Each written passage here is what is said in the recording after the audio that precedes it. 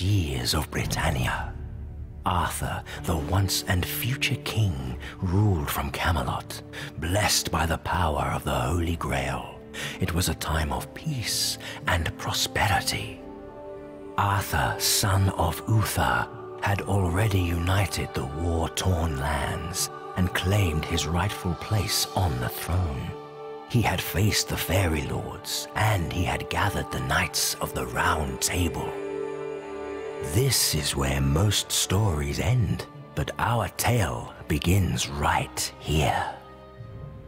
When Morgause, the Witch Queen of Orkney, finds a way to reach the terrible race of the Fomorians, defeated and exiled by the heroes of the Sidhe ages ago.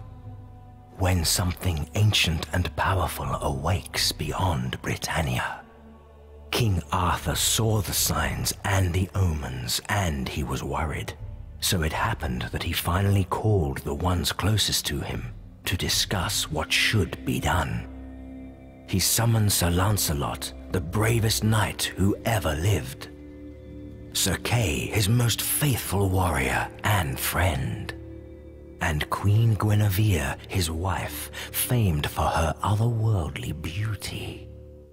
They all gathered out in the wilderness, in the shrine of the Holy Grail. Something happened in the shrine, something terrible. A blinding light turned night into day, destroyed the Holy Grail, and left only Arthur's lifeless body behind, sweeping away all the others. The sky first turned as white as bone, then it became red like spilled blood. King Arthur barely survived. He has a gaping wound in his side that will never heal. Arthur is sick, and when the High King suffers, the whole realm feels his pain.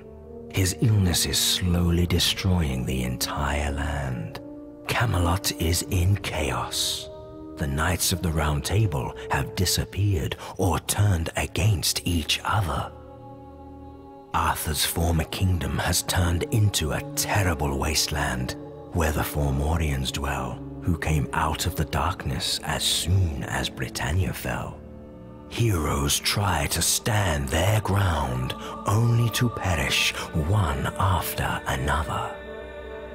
Arthur, the maimed king, was taken to the last safe place in Britannia, the magical forest of Bedegraine. The future of the realm now relies upon Arthur's son, leading the remaining armies of the Pendragons against the otherworldly hordes. Night is falling, and if the king fails, the nightmare will never end.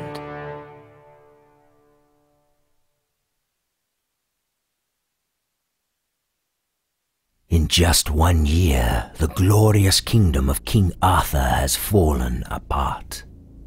Camelot is a mere shadow of its former self, no longer the hub of the realm. The Round Table has dissolved, and lone knights are making desperate stands in an attempt to stop the hordes of Fomorians who roam the countryside. The entire south is in chaos and decay.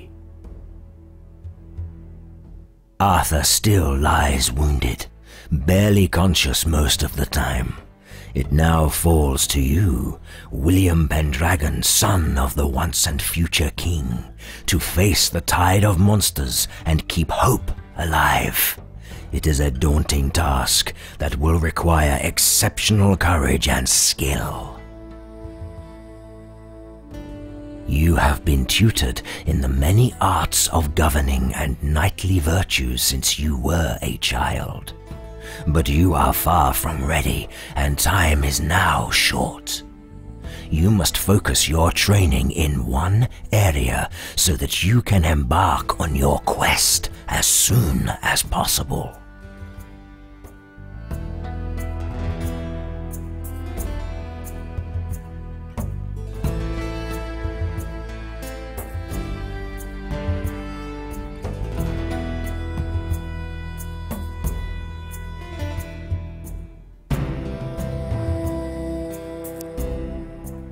You begin your training, but there is much to be done in the meantime. Heartwood Keep and the lands around it are in deep disorder, and there is no leader to keep matters in hand. With the king incapacitated, you must govern the land in his stead. But first, you must assume your position as leader. Your father wanted you to grow up free from the influence of Camelot, so you have spent much of your life in seclusion, and people don't know what to expect of you. A regal act is required to show them who you are.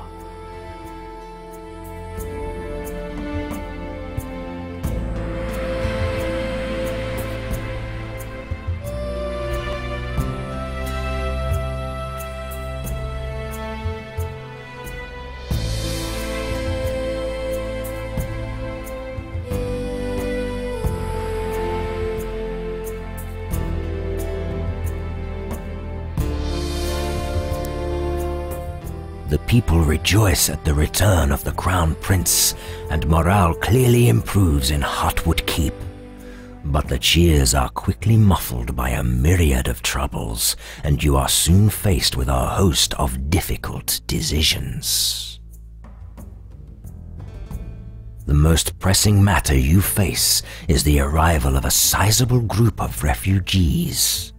The keep is already getting crowded and food is becoming scarce. You must decide what to do with these people.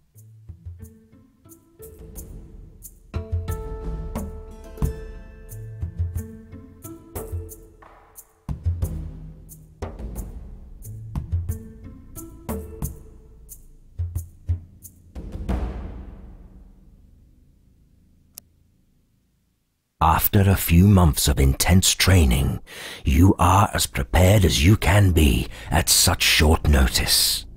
But even though you have the blood of a true hero in your veins, you are still but one man. You'll need an army to lead. Besides the remnants of the Iron Guard, all you currently have is a ragtag band of volunteers. You must recruit more soldiers from the men available, refugees, hedge knights, and the survivors of lost battles.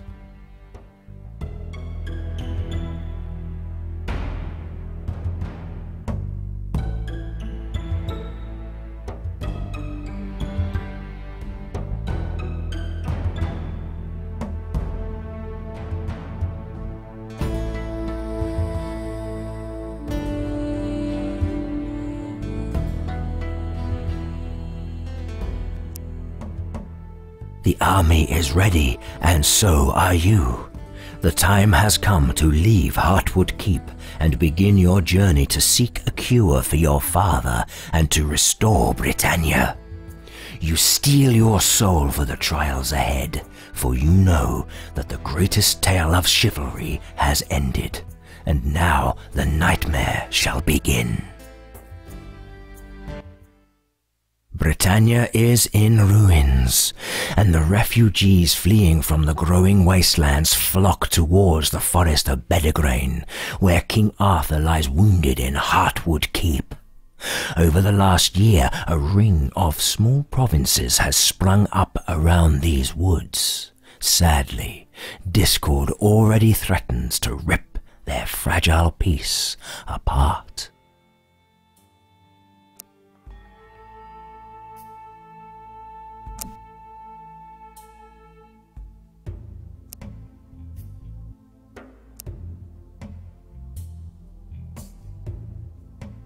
Ready to serve.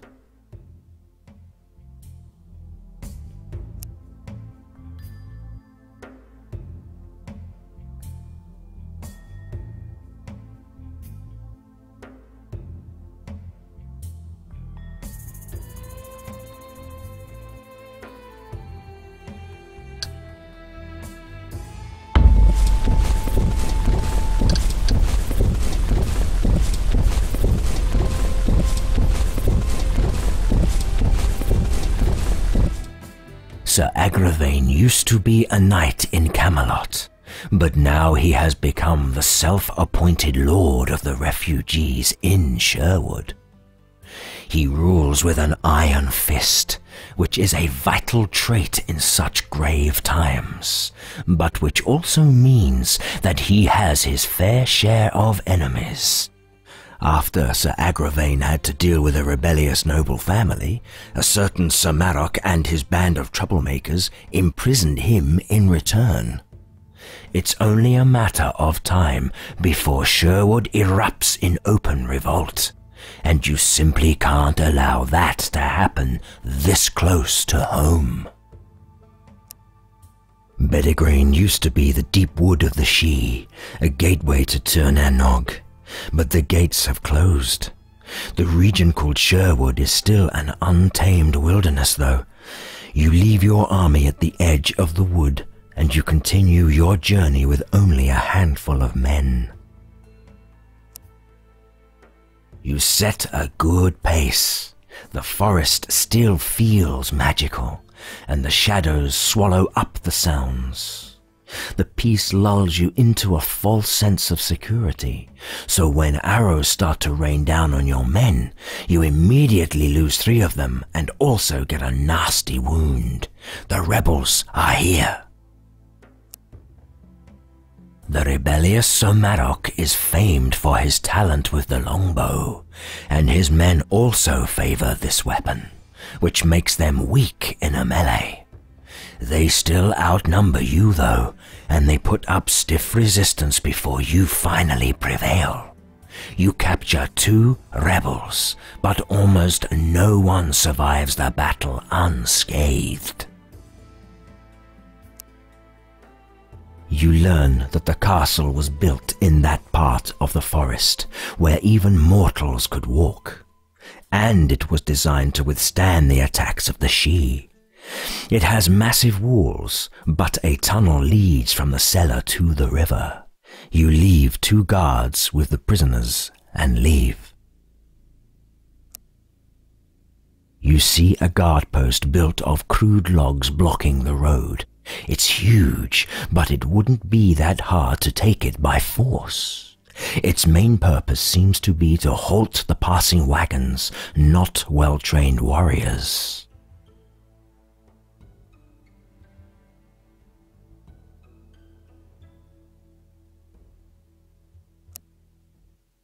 At first it seems that you can easily defeat the dozen guards, but the clangor of battle quickly summons the rest of Loxley's warriors to the post, and you hear approaching footsteps from the forest as well. Finally you realize that you must surrender if you want to remain alive. The rebels take you to Greenway Castle and escort you to the dungeons. They lock up your men in a large room and push you into a small cell. You are not alone in the foul-smelling hole. You see a knight hunched. The knight tells you his name. He is Sir Agravain, as you had suspected.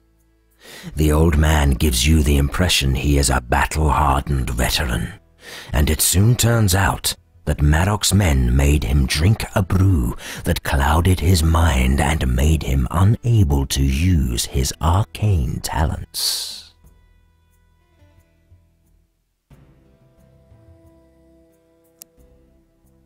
You assure the knight that the guards didn't make you drink the same brew.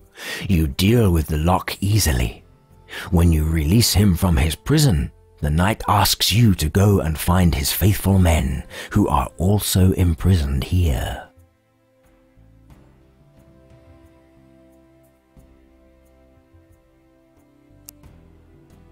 You find Sir Agravain's warriors in a large room. You finish off the guards easily with some simple charms and give their weapons to the prisoners. Then you leave the dungeons immediately.